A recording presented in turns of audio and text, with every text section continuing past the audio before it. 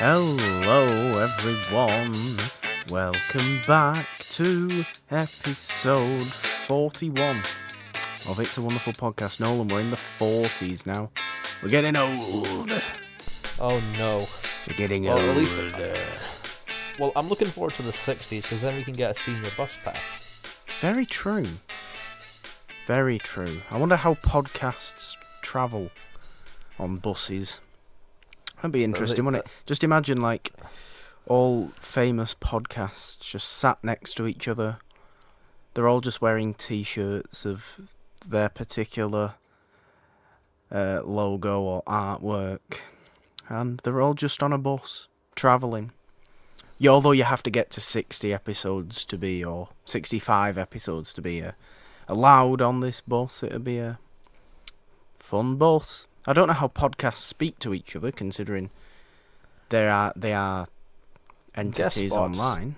But who knows? They only communicate each other with guest hosts. Ooh, quite possibly. That's a good idea. Alright, I'm going to stop talking now because you're going to give someone else another Lego movie idea. Well, yeah. Podcast movie. Well, yeah. First of all, hello everyone. Welcome to It's a Wonderful Podcast. I am Morgan Robinson. That is Nolan Dean. And let's talk about the Funko movie. Do you not like the idea of the Funko movie? I do. I mean, sure. I like Funkos, though. I'm a Funko guy, so... I kind of stand with Roth Cornet on it. Like, if it's just going to be another animated movie full of self-referential humor, like, I've seen That's that precisely what it'll be. so many times now. Like, that's becoming the cliche now. I guess so. I mean, I probably won't end up seeing it, but we're not here to talk about the Funko movie. We're actually here to talk about a way more serious movie. A far more hard-hitting movie. And a far more worthwhile movie. As we roll into February 2019 on It's a Wonderful Podcast, the first one of this month of no specific genre at all, because we've got to wait until next month for that to come back around. But yes, on the 1st of February, we are talking about today or not the IMITATION of Life from 1959, starring Lana Turner and John Gavin and Sandra Dee and Juanita, somebody who plays Annie, who I will look up the name of. I remember one. I think it's Moore. It's something like that, yeah. But it's a heavy film. It is Juanita Moore, by the way. It is a very, very heavy film. And it's nice to do a heavy film every now and again, because we often do quite nice, fun, lighter fare. But it's nice to talk about kind of a big, hard drama sometimes, because they are very worthwhile. And this one certainly so. Yeah, and our audience will know now, I got double the treatment of this movie. You got double the treatment of this movie because, well, Nolan, why don't you tell the good listeners what you did? Because I'm an idiot. Because I'm an idiot. You are an idiot. Why? Well, you told me we're watching Imitation of Life, and I looked for that on iTunes like a nice guy, and the only Imitation of Life available was the 30s one. I thought, okay, fair enough, it's before the 60s, it means we're probably doing it for the show. We start recording, and we only realise a couple minutes in that we both watched different versions of the movie. Now, I'd like to make this point perfectly clear. Did I or did I not tell you that I had picked Imitation of Life 1959? You did, but like I said before, I am an idiot. Yeah.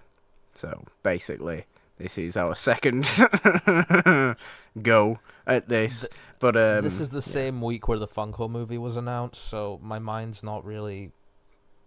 like, all there. A lot of things have happened this week, I feel like there's been a lot of announcements, especially today as we record this.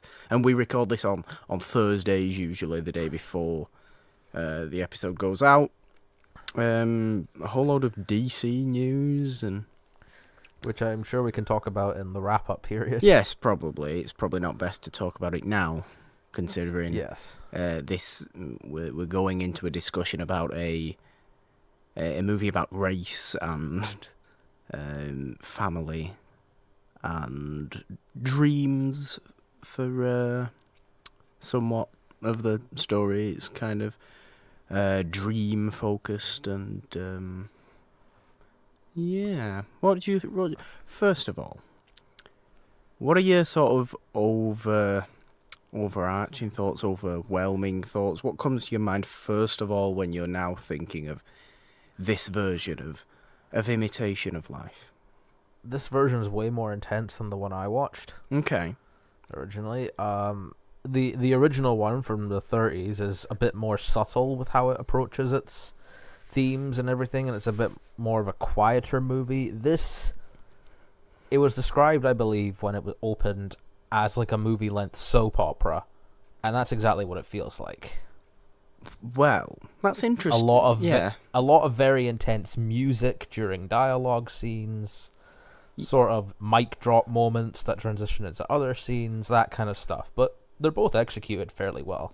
That is quite true, and you could say in that same sense, the sort of characters in this movie are very intertwining. Like, they're all one family, really. But there's so many little different storylines going on. That I guess it could be akin to a soap opera, even though soap opera is a very, if you're asking me, a very low form of quality entertainment. I'm just quoting what the reviews compared it to. You can quote what the reviews compared it to all you want. I'm sure soap operas in the 50s were probably great, as opposed to today. What do you mean when Coronation Street started? That was 1960, I think, wasn't it? It's probably a year. They probably looked at Imitation of Life and thought, I know what we can do. Is we can create a soap opera set in a little town outside of Manchester, and Coronation Street was born, which, of course, we all hate. I despise Coronation Street. The writing on it makes me want to rip my ears out. The acting on it makes me want to rip my eyes out. Well, it's a good job that the writing... One time it came on, I actually pulled my TV out of the wall. Oh, that's quite funny. It's a good job the writing and the acting in Imitation of Life is quite pleasant. It's fantastic. I say pleasant. It's not pleasant for the most part. It's very well acted, but it's very well acted. heavy stuff that they're dealing with. Oh my God, the performances are just outstanding. I mean, I believe there were 2 acting Oscar nominations for this movie. For Juanita Moore, I believe she got one, and I can't remember who else, but I thought the girl who played Sarah Jane should have got one. It was her. Yeah. It was her, yeah. The Annie, Juanita Moore, and I don't know, but yeah, the girl who played the older Sarah Jane, who understandable, really. They are the 2 strongest performances, I think, in the movie, even though everybody really gives a pretty solid, and everyone has their own little bit of heavy drama to do, and bit of heartbreaking, whether it's heartbreaking moments, heartwarming moments, or just very heartfelt moments. There is a lot of them in Imitation of Life, and whether that's from the race standpoint or just the family standpoint, the romance standpoint, it's all really crafted very, very well. And this was my first time watching this movie, and that's what came. Same for me. That's what came across to me more than anything else, is all the little elements coming together to just really overpower you with emotion, and it succeeds very, very well, thanks to all these great performances. this one's a bit more epic in scale than the original in terms of what the dream is. Here, she wants to be a Broadway star. Yeah. In the original, her and Annie opened a pancakes shop. Okay. Yeah, I mean, it's a bit more... it's a bit more grand and fame and fortune, I guess. But yeah, I mean, it's sort of split into two sections. Yeah, there's for the kids' life, like there's the them as kids, and then there's them as like 16-year-olds, presumably.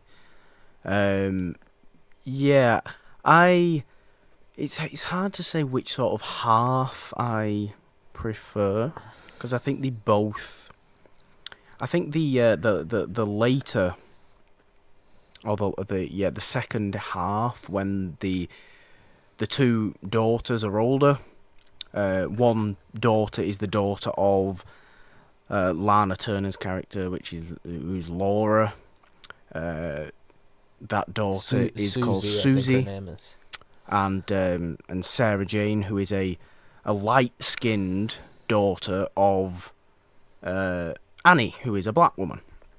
Who the names sparked something for me, actually. Those characters. What, Susie and Sarah Jane? Well, Susie. It sounds like a very innocent, fun-loving, bubbly name. Whereas Sarah Jane, it's two names, and her character's kind of like from two different parts of the world. I mean, you could look at it like that. I guess you could look at it like that. I think that's a valid little bit of analysis. And that's a perfectly valid little bit of analysis. But yeah, I mean, the second half seems to be more, I think, it's romance-focused, as opposed to the first half. Maybe because more of the characters are in romantic involvements in the latter half because they're a bit older. Obviously, nobody's gonna write a romance story for 6-year-olds. But no, don't do that. But no, the first. Saying this as I have written a love story for an 11-year-old. Well, yeah, but that's with another 11-year-old, so it's fine. Yeah, that's fine. It's fine. It's fine. It's fine, guys. It's fine. No one's not a creep, as much as people might like to think. Jesus he is, Christ. but I don't know. I'm not here to judge.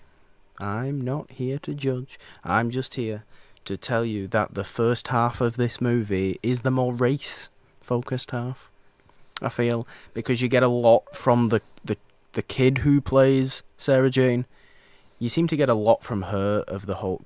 Basically, the premise of the movie is Sarah Jane doesn't like having a black mother, basically.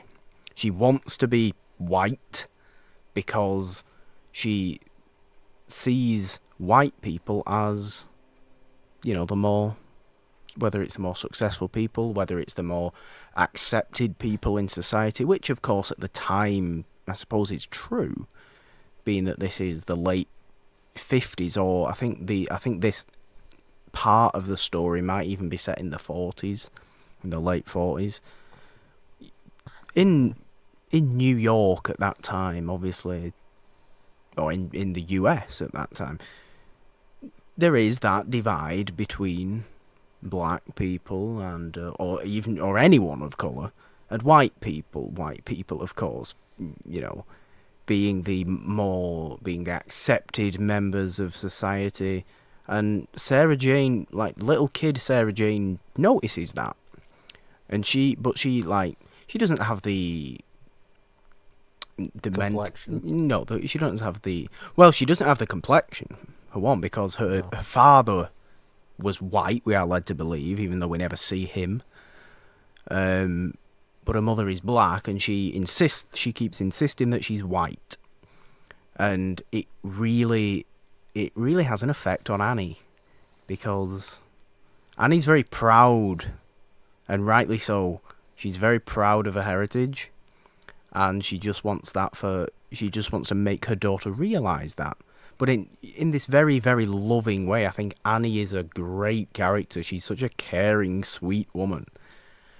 Well, she's the best character in the entire movie for me. I agree with that. I definitely agree with that. She also, it's great to see as well, because obviously, in terms of even off screen right now, the 50s not exactly known for a huge range of diversity in casting or storytelling in movies. Even towards the late 50s, like this is 1959. They even draw attention to that in the movie. They do. They really do.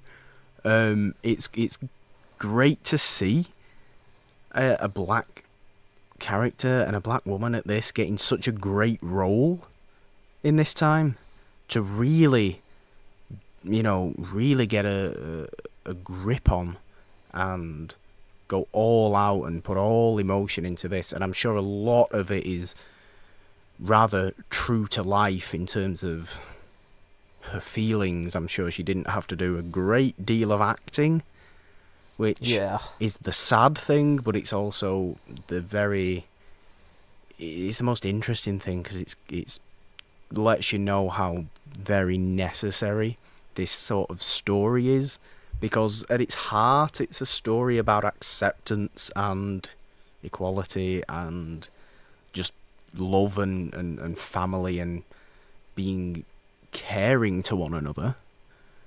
But all throughout, and just with the relationship between Annie and her daughter Sarah Jane, there's just a lot of, I hate you, I don't want to be black, I want to be white. And she gets really embarrassed when Annie turns up to her school.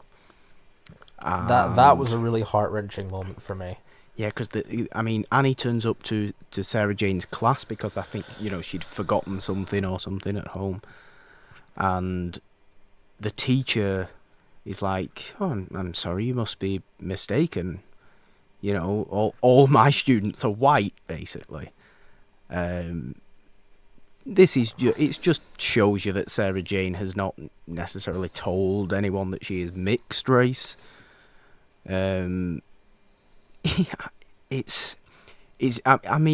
must be difficult for a child at this time to actually figure it all out.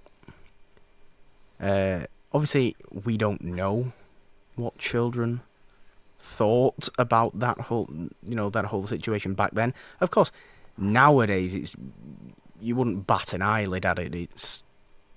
I'm very thankful for that, even though there's still a fair way to go in terms of equality. The majority of people and all the good human beings on the planet would not bat an eyelid at something like this. But in this time that the movie's set in, it would be society, in society it would be slightly less accepted. Yeah, and just seeing her run away from class and just want to be left alone, for me the entire theme of this movie was all about identity and trying to figure out who you are. Annie, she's quite happy with her identity. She's proud of it. Laura, she's had a dream of being an actress since she was a kid and kind of feels worthless unless she achieves that. Yeah, and to be fair to Laura, she does achieve her career dream. It's the romance she seems to always have a problem with. She can never... There's the three people, really, who she keeps going on with. And then there's the thing with Susie. It reminded me of a big analysis I saw about in Neil Gaiman's Sandman. They talk a lot about what dreams cost and the effect that can have on your family and stuff. So from what I saw from Susie's character, without kind of having her mother there with her as she grew up, she kind of never really develops as a woman, because she's still got quite a childlike attitude even by the end of the movie. Definitely. I really like that point in terms of what dreams can cost to a family, maybe. It's very, very interesting point, because I believe very strongly in dreams, and to have a goal to look towards, it keeps you going a lot of the time. I'll send you that video after we're done recording. It's a Nerd Rider video. Okay. But yeah, I think I do not, like, in that scenario with Laura and Susie, I'm not looking at Laura going, well, you should have spent more time with your child. But I'm also not looking at Laura going, you know, don't spend time with your child. It's finding the balance that is impossible to do, and nobody has the answer. I don't have the answer, you don't. Laura doesn't. Susie doesn't. Nobody has the answer to this and Sarah Jane feels like her identity's caught between two worlds. Very Doesn't know much which so. one to act on. Very much so. Susie and Sarah Jane are... Well, they grew up together, because the way it comes about is... when they are children, they are on the beach at Coney Island, and Susie basically... They put a beer can on Shrek's stomach. They do. They put a beer can on a very fat man's stomach, who we will consider Shrek for the purposes of Shrek. But yeah, they meet each other on that beach, and Annie's there, and basically Laura takes Annie in as a live-in housekeeper / just friend, and raises, helps raise Sarah Jane, and Sarah Jane and Susie are they are sisters, really. What I love about that is Laura never really views her as like a servant or anything like all. that. She views her like a sister almost. Exactly. It's not in the slightest way like that. And Laura says it to Sarah Jane towards the end of the film, because Sarah Jane constantly is just like, I don't want to be treated different. I want to be white. I don't like being not accepted. And Laura makes the point to her, have I ever treated you any different? Have I ever treated you any different to Susie or anyone else? And Sarah Jane can't come back from that, because she actually realises, well, no, you haven't. Sarah Jane's fighting against a battle in that household that isn't there. Yeah, it's a standard thing teenagers do. It is. Susie doesn't do that. Susie doesn't have to do that, because I suppose Susie has... She's still a child in her mind. Susie has her own Susie has her own... she has her own interesting issues. Obviously, she ends up falling in love with... Well, John Gavin's character. John Gavin, of course, played Sam Loomis in Psycho. And there is a character called Alan Loomis in this movie. Alan Loomis is the agent. They love names Loomis. Loomises, they're everywhere. But yeah, by the end, she's like 16. Played, as I said before, by Sandra Dee. She falls in love with Sam. Is he called? Steve. He's called Steve Archer or something like that. He's called Steve. I wanted to say Sam because of Sam Loomis, but that's his name in Psycho and all that business. He's called Steve. But Steve has been out of all their lives for like 10 years. We see him in the beginning when he has a relationship with Laura. After he was taking pictures of them at the beach, and he took a picture of Susie and Sarah Jane putting this beer can on this very, very portly gentleman's stomach when he was asleep. I mean, it was quite funny. Only Susie and Sarah Jane found that funny. I was laughing. I was laughing too. I was laughing. That man didn't seem very pleasant. He was not. He also wasn't very happy that people were making fun of him, which is fair enough, I suppose. Nobody likes that. They're just trying to sunbathe. It was a busy beach. He was probably stressed out. He probably drove hours to get there. He just wanted to sunbathe, and he's got these two girls putting a beer can on his belly while he's asleep and laughing at him. Where do they get the beer can, is where I'm curious. It's probably people littering. There's probably a lot of litter on a busy beach. He probably stole Susie, drinking beer as a young child. Susie, where'd you get that beer from? What? I didn't get a beer. Where did you get? I stole it. Susie, don't steal beer. You're 6. That sounds like how a conversation would go with my little cousin. Honestly, She's stealing beer at like No, but 9 years old. She says a lot of really funny stuff, and we're just like, Jesus, Millie, don't say that kind of stuff. Oh, I love it. I love it. But yeah, so that's Susie's main.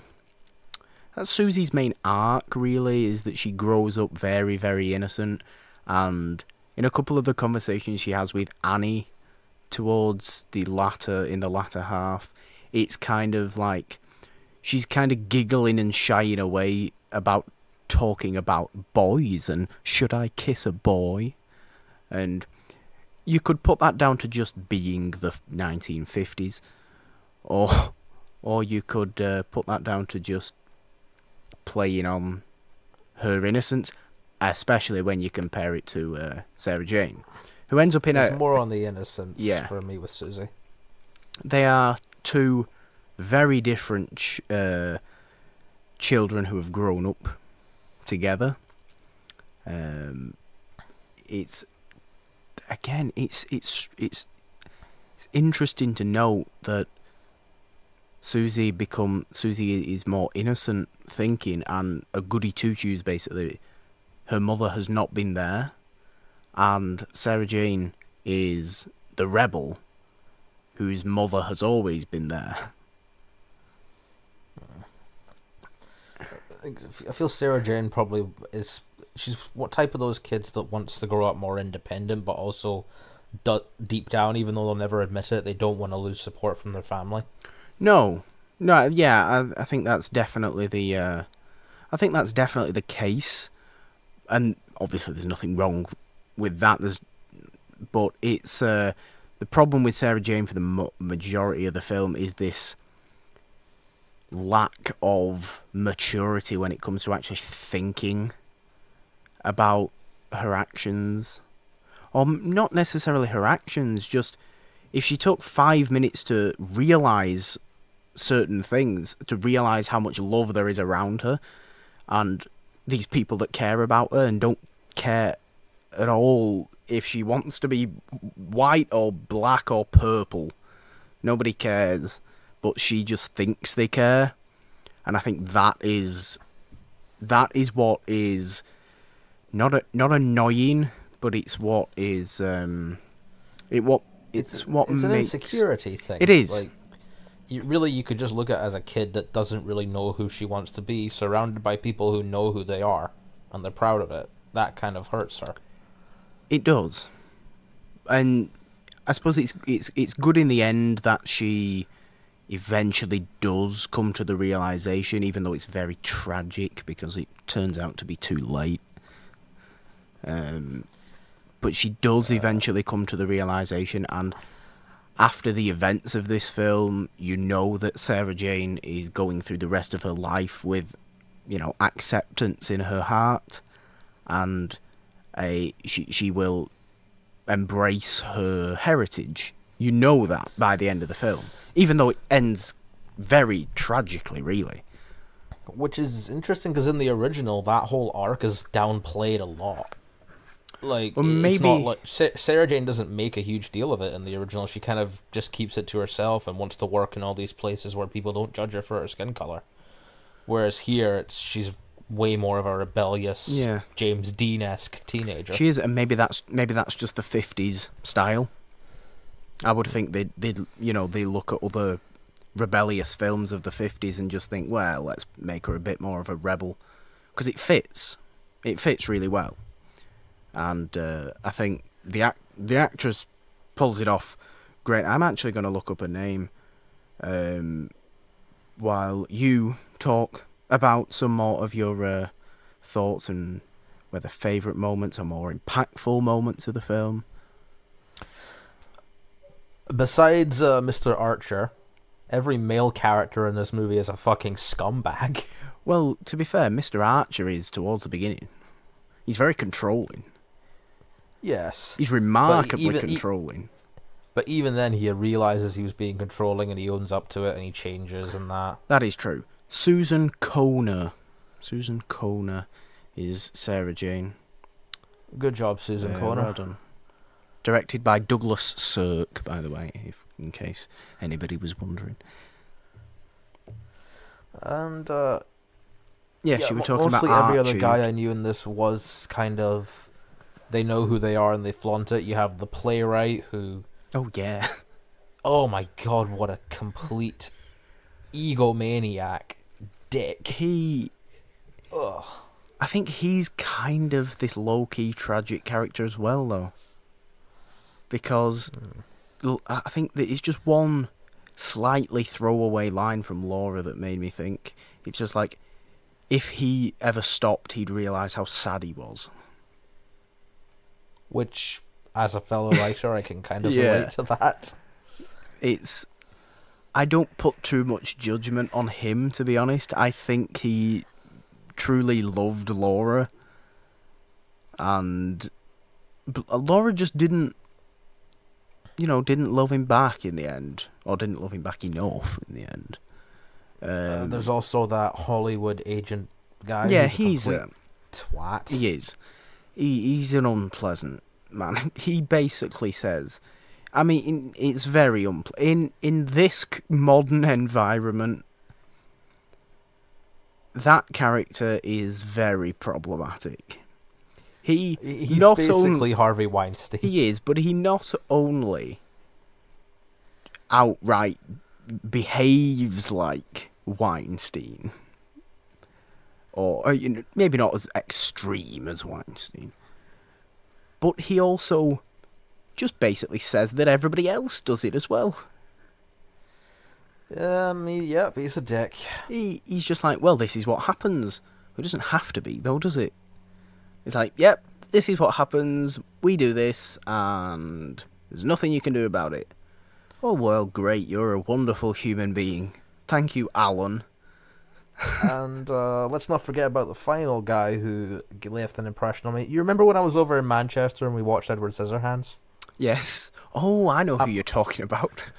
I'm pretty sure Anthony Michael Hall looked at this character as his inspiration for Edward Scissorhands.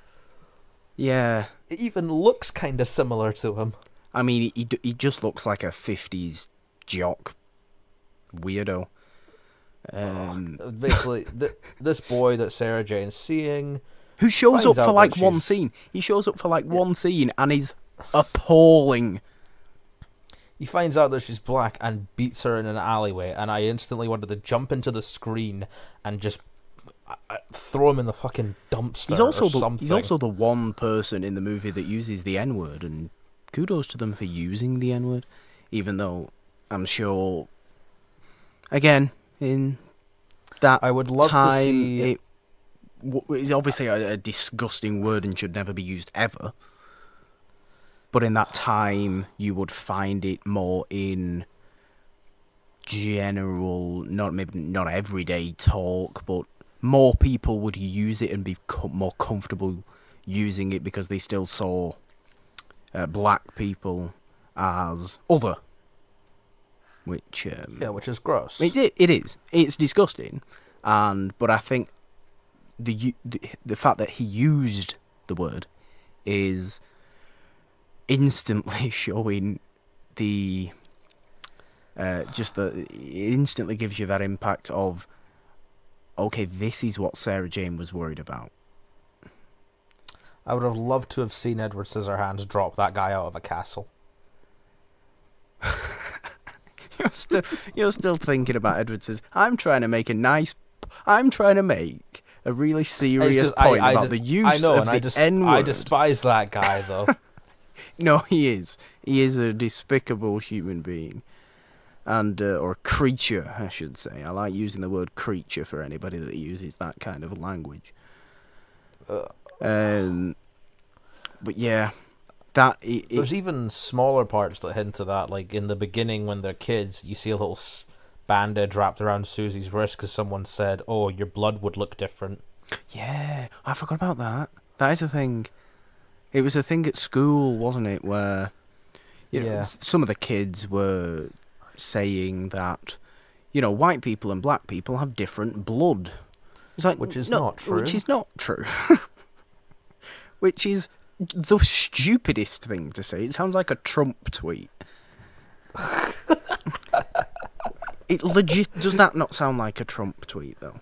Add some exclamation marks and capital letters, and yes. Just add the word blood in capitals.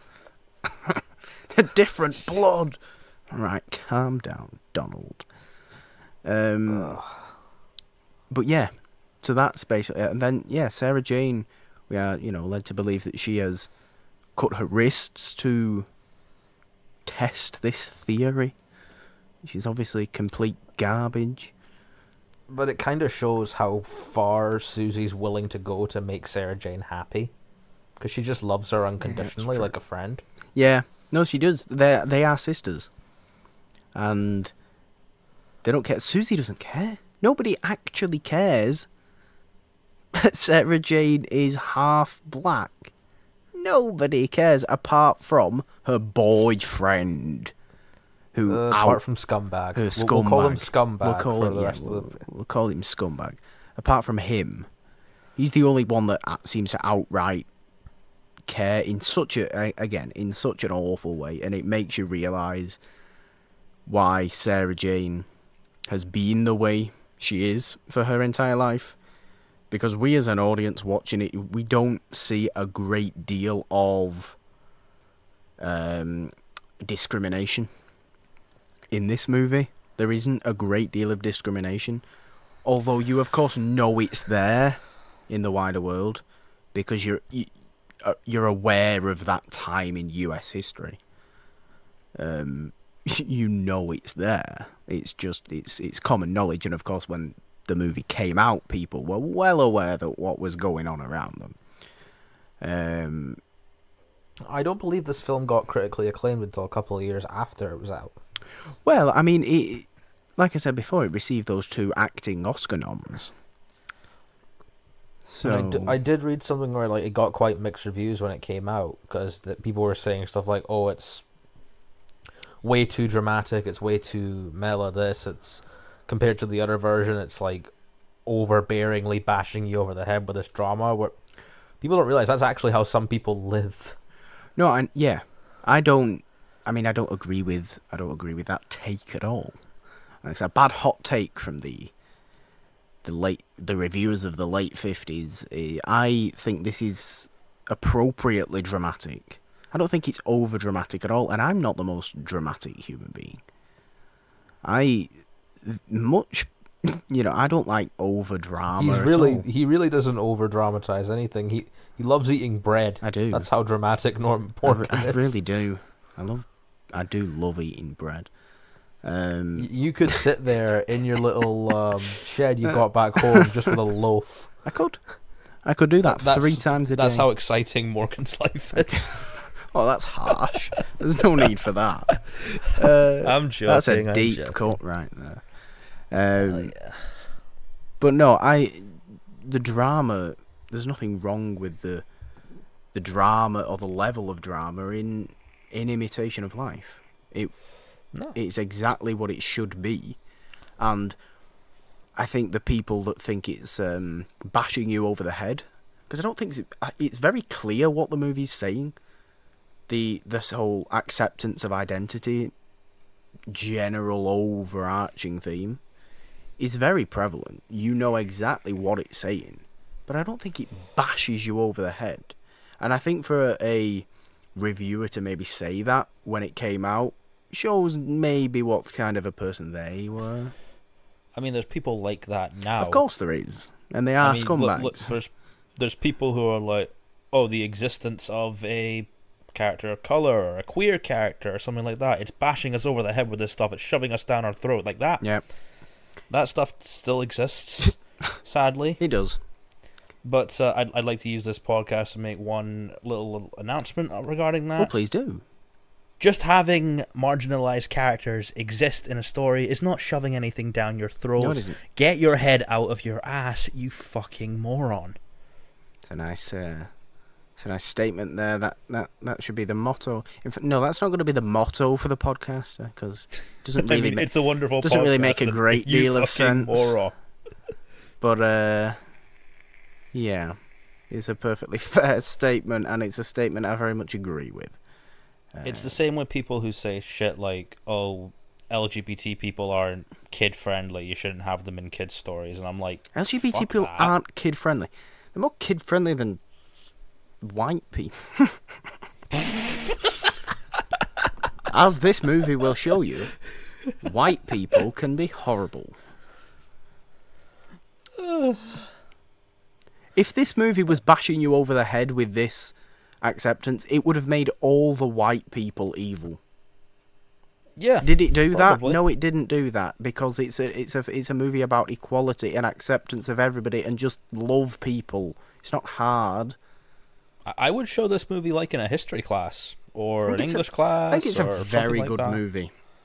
I think it's a really good movie. I'm so glad I found this movie, and I will credit Janine the Machine for the recommendation.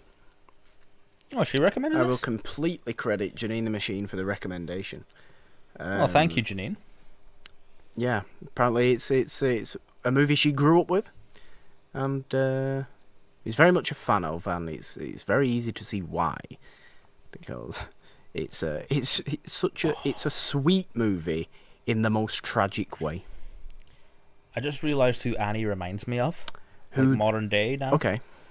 If they ever did a new version of this, I really see Octavia Spencer. I was filling that thinking role. the exact same thing. It'd be a great role for Octavia Spencer, because she can bring the drama when she needs to. And she can be heartfelt and funny. She can be as heartfelt well. and funny and sweet and loving, and she is wonderful. As is Juanita Moore. Indeed. Again, who we have to bring up. Did she just get nominated or did she win? No, she got nominated. Fair It was a enough. nomination. I don't know who won that year for supporting actress. I mean, my knowledge of the history of the supporting categories at the Oscars isn't great. My knowledge of anything other than Best Picture in history isn't great, to be honest. But, My knowledge isn't great, to be honest. my words aren't great. Oh dear. Okay, so this movie is. I did just say it's very sweet in the most tragic way. And that comes with the death of Annie at the end. It comes with the death of Annie at the end. Which, in this one, I believe she died of an illness, but in the original, it was implied it was more the heartbreak of losing her daughter that killed her. Okay, I mean, I think there's a bit of that as well. I think she just becomes very, very depressed when Sarah Jane goes off to wherever she actually goes off to, and in this movie she starts dancing in a risque cabaret show and doing other she wants independence, she strives for this independence, but it's... Whereas in the original, it was more she wanted to blend in. In that scene, it wasn't a cabaret show, it was she went to a whites only restaurant and was a waitress. I like that. I like that idea, actually. I'd have to check out that whole thing with the one from the 30s. But yeah, you get the one feeling. from the 30s is a little more downplayed than this one is, whereas this one's a bit more. Okay. Here's the drama of it. Okay. You know that you can get the same message out of both of them. Yeah. Depends on your taste, I suppose. Yeah, absolutely, it does. I think if you're looking for a more rebellious teen version of I don't want to be white, or I want to be white, I don't like having a black mother, look at this one. But as you might suggest, if you want the sort of I'm uncomfortable with my identity, I just want to fit in version, look at the 30s version.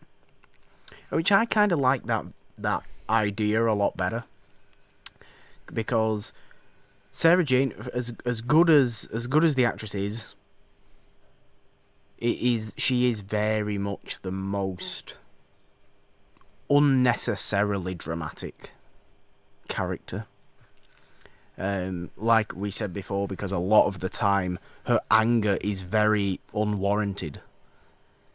Yeah, In especially terms with of that their scene own... where she put on a southern accent was a little weird. Yeah, but I also think that's kind of one of the best scenes in the whole movie. I honestly think that is such a... Oh, it's such a hard scene. Because it is just defiant. And that right there is the stage where she realises, you know, she has to get out of there. Sarah Jane, I mean. Because it's mocking at that point. It is mocking the fact that she has a black mother, because she basically is serving shrimp, I think, to people at this party that's hosted by Laura, because Laura's this famous Broadway star, and I think it was a business meeting with a film producer.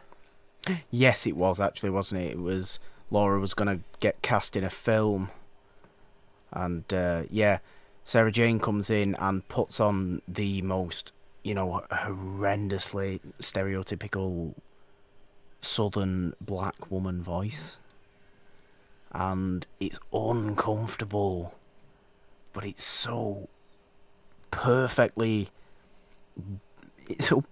done for that, in that whole moment, for that character, for that scene.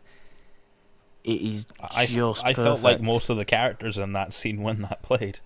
Yeah, what do you say here? Everybody is just silent and just listening to her, and it is awful. But again, like I say, it's awful in the most impactful, in the best way for this movie to work.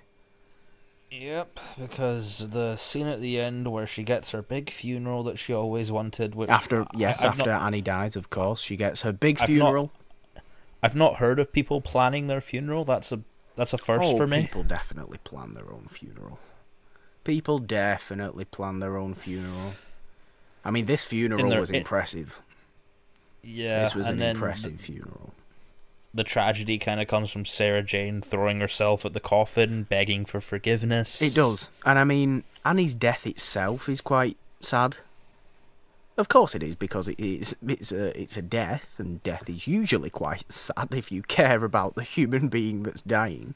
And over the course of 2 hours, we've grown to love this sweet, caring woman, who just wants the best for her daughter, even though her daughter just denies that at every given opportunity. So yeah, Annie dies, but the real gut punch is Sarah Jane running over to the coffin, screaming, "That's my mother! Let me through! That's my mother!" and just breaking down, and it is awful, man. But the sort of bittersweet ending of that is that she goes back with Susie and Laura, and they still accept her. They're going to be there for her through this. They're going to get through this. Of course they are, because that's what this movie is all about. Nobody cares if you're black, white, mixed, red, yellow, blue, green, purple, whatever you are. Nobody actually cares. In terms of the central characters of this movie. Not in terms of general society. There are still, at the time of the movie, there are still going to be people who look down or see her as other. And of course there is still people today that do that as well. Less so, but there are. These people exist. But in terms of that family unit, they just love her. They just want the best for her, and they always have. And that is what I really like about this movie. Bittersweet is a great word. I think it's often used, maybe not when it should be, but this is the perfect ending to describe as bittersweet. Because like I said before, you know that Sarah Jane is going to go now through the rest of her life with acceptance and this level of maturity that she didn't previously have. And of course, she's not an old she's not an old woman at the end of this film. She's like 19 or 18 or whatever she might be. Yeah, I think she had just graduated by then. So it's someone had graduated. Yeah, Susie had graduated. Susie had graduated. And I feel like we've barely even scratched the surface on the whole romance of this movie, but yeah, she fancies the man that her mama fancies. Yeah, I mean, we talked about it briefly before, but I think that it's really the race that's the standout element, and I think it's the element that should be more focused on, and the movie itself, I think, is more focused on that, and the acceptance and the finding your identity. Susie's thing felt a bit more like it's a side story. I'm young and I'm confused, but it gets wrapped up pretty quickly. It does. It's a side story. It's something for 16-year-old Susie to have a story about, basically, because although it does give more insight into her character, definitely, I really think it comes as... And I mean, Laura's story herself, after Laura makes it as a Broadway star, she is not the focus of that story anymore. Nope.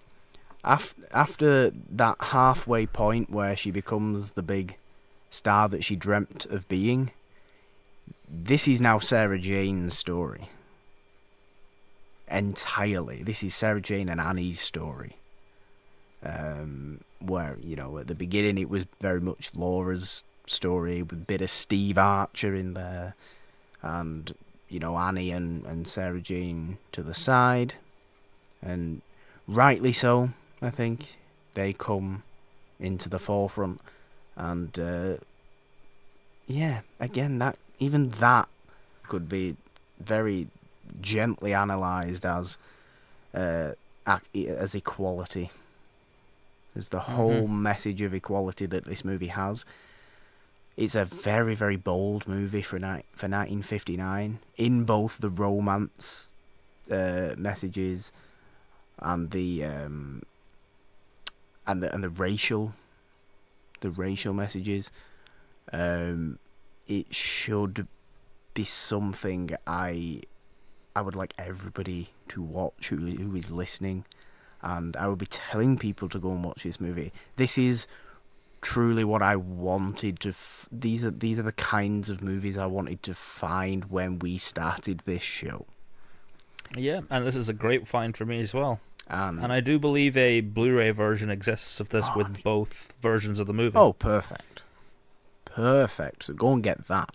Because, you know, we may have made it come across as quite a heavy movie, and it is quite a heavy movie, but it is such a worthwhile movie. So, and for the time it came out as well, it's just so impressive in what it's saying. And it's heavy, but it's not like dreary. No, it's not dreary. It's not anything. It's not very uplifting in a tragic way. Yeah, it really is, and I think that's the best thing we can possibly say about Imitation of Life. It was an excellent movie. I think it's one of the favourites we've certainly, of the new films, of the first time watches for me that we have done recently. It's definitely up there with my favourites of the ones we've done recently, I think. I'd say it's up there for me too. Yeah. I mean, is there anything at risk of running way too long with this episode? Even though sometimes we like to do that. All I'm going to say is watch it. It's worth it. It's good. It's well acted. It's well shot. There's some really beautiful shots in the thing. It's very well shot. I would say if you don't like seeing people being physically abused, there's a trigger point here for you. Yeah, it's an unpleasant scene. It's sort of like 3/4 of the way through it, you'll know when you see it. If that kind of stuff you don't like watching, just skip past it, because you get the aftermath of it and you still... Yeah. Although it does... It's worth it being in there. I don't feel like that scene is gratuitous at all. Yeah. I feel like it's just very...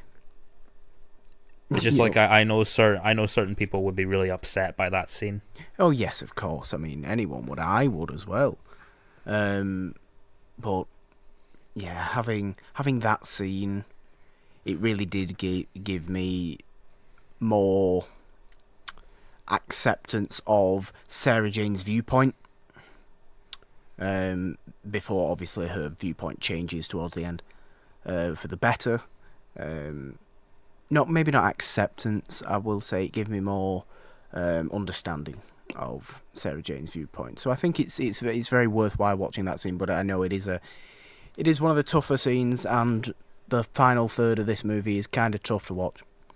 But again, it all, and you will come away from this movie with the great feeling of, well, let's all just love each other, guys. It's not hard. Nobody wants to go through this. So let's just love each other, and nobody has to go through this. I think it's a good message. If you're watching, I'd live by that. If you're watching this movie, not coming away thinking like that, maybe take a think in your own mind. Go look in the mirror for a long time and hope it doesn't shatter at your ugly soul. Let's leave it on that. Let's leave it on ugly soul. Nolan, what else did you want to talk about today?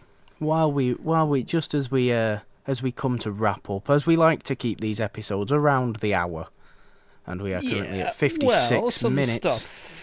Some stuff happened this week. Some stuff did happen this week. Something's going to happen next week. We're going to be heading back into monster territory. Oh, okay. Let's based on some news that also happened. Let's do this then earlier this week. Yeah. So Morgan, they're finally doing it. They're finally doing the Universal monsters in the correct way. Well, I'm not going that far yet. But remember when the Mummy was announced and we were talking about this? Blumhouse and whoever works with Blumhouse should do the Monsters universe. Yeah, I do. That's happening with Lee Winnell, who's doing The Invisible Man. And Mr. Depp is nowhere to be found. No, he isn't. Not because he is the Invisible Man, but in honor, because he's not in the movie. In honor of this news, Nolan, I believe you have chosen the movie we're going to be doing next week. The original Cloud Rain's Invisible Man, which I think is a very underrated Universal Monsters classic. It certainly is. It doesn't get talked about anywhere near as much as the others, and it should do, because it's great. I really hope it's good. I've heard Upgrade was really good, but I haven't seen it yet. I haven't seen Upgrade either. But that team doing an Invisible Man movie, I'm down. That sounds awesome. You know, Blumhouse is definitely more good Blumhouse movies than bad. Is Blumhouse doing Jordan Peele's new movie? I'm not sure. I know they did Get Out, but I'm not sure if they're doing they will be. Us. Yeah, they will be. I'm sure. That also looks really good. It looks very good. Oh my god, it looks so good. Oh my god. And I don't, for some stupid reason, I don't know, I don't go to the cinema a lot these days. I will be going tomorrow because I'm getting prepared to. I'm gonna get prepared to cry at the end of How to Train Your Dragon 3. Honest to God, with How to Train Your Dragon, it's a great animated series. I'm not saying it's not. I'm just saying I would say it's better than the Shrek trilogy. It might be better than the Toy Story trilogy. To be fair, the third Shrek movie is not good. It's okay, right? It's okay. If you're just classing Shrek as 1 and 2, it's perfect. True. But I would say that about How to Train Your Dragon as well. 1 and 2 are both perfect movies. Well, I hope 3 fails and falls on its face. Just so it doesn't beat Shrek. Speaking of falling on your face, Ben Affleck is no longer Batman. No, he isn't. But we do have Matt Reeves is still directing. Matt Reeves is still directing. We apparently have a release date of June 2021. Along with my kind of favourite news to come out of it, James Gunn directing a Suicide Squad movie. I mean, you kind of knew that was happening. That's just like a huge middle finger to Disney, and I love it. It is. It is. You did kind of know that was happening. I'm sure he will. How much you want to bet there's going to be a scene in that movie where there's a mouse-shaped billboard that gets destroyed by the Suicide Squad?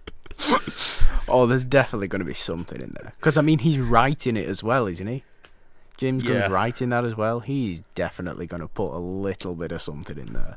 He's got to. However, just to put some silence to the whole, here's 5 actors who can replace Batman thing. No, we're not doing that, no. We know that's going to get loads. I'm just going to say cast Oscar Isaac and be done with it. It's fair enough. I'm not going to disagree. I'm not going to disagree with Oscar Isaac. Oscar Isaac is a beautiful human being. And I'm a big fan. Big fan of Oscar Isaac. And we've also got a Batman Beyond thing to look forward to. That sounds pretty fun. That's true as well. We don't like to spend a lot of time talking about recent news on It's a Wonderful Podcast. That's not necessarily what the show's about. No, but I felt like we should mention. But no, absolutely. We like bringing it up. Of course we like bringing it up. We like being up to date on the news, even though I don't really see that many new movies. I like knowing what's going on. It's interesting. There is some stuff to look forward to there, especially as me being a big DC fan, just in general. Comics, games, movies, TV, everything. I did finish Titans recently. Is that any good? Which is I've heard mixed very things. good. It's so good. It's not like the whole edgelordy thing that it was advertised as. Yes, but it's so good. It's I so might check it edgy. out. It's so edgy. But it is great. It's honestly I'm great. torn because they have one of my favorite Batman characters in it. They have Jason Todd. It's like it's so dark. It's such a dark series. And this is from me who never minded the DC universe's darkness in BVS or Man of Steel or whatever it was.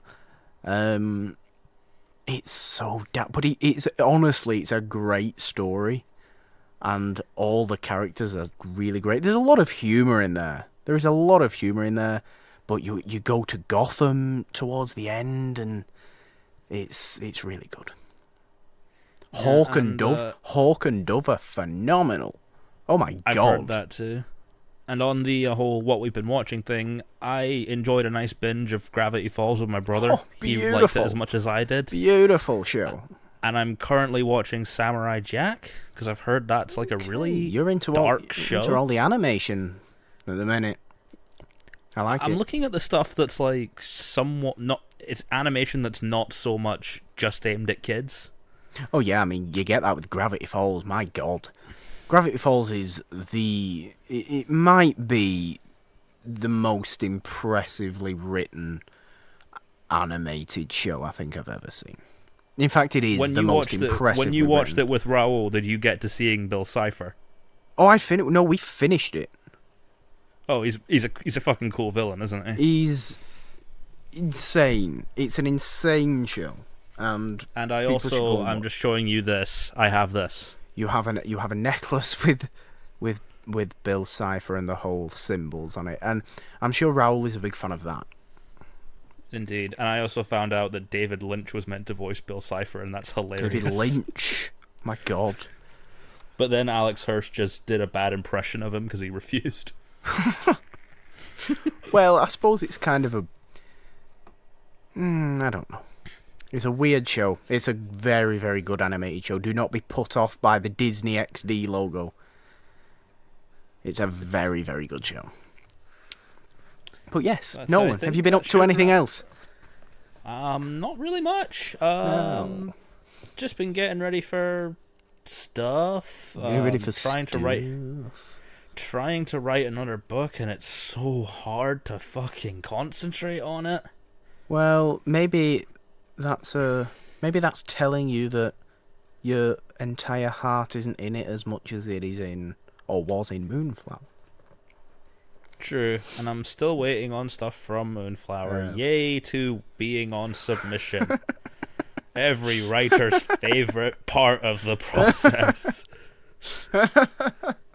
It's okay. Your dreams will work out for you as they did for Lana Turner in Imitation of Life. I might have to make a deal. You're not making a deal with Bill Cipher, it won't go very well. The world will end. Stop it. Don't do that. The world will end and J.K. Simmons will end up coming out of a portal. Everybody gets that who's watched Gravity Falls. Basically, watch Gravity Falls. It's pretty Basically, awesome. watch Gravity Falls. And watch Titans as well. check out Legitimately watch Titans. Guys, thank you for listening, as always, to episode 41. 41, yay! A new decade, even though it's not a decade. Thank you, of course, as always, for listening. And you can check out the podcast on Podbean, on Apple Podcasts, on Spotify, on Stitcher, on Castbox, and probably a load other places. Just search It's a Wonderful Podcast on your favourite podcast provider, and you are very likely to find it. And subscribe to the feed and download those episodes. We've got 41 of them now for you to enjoy. And I must inform the viewers that it's been taken off of Grindr, so don't look for it there. Understandable, considering that isn't a podcast provider.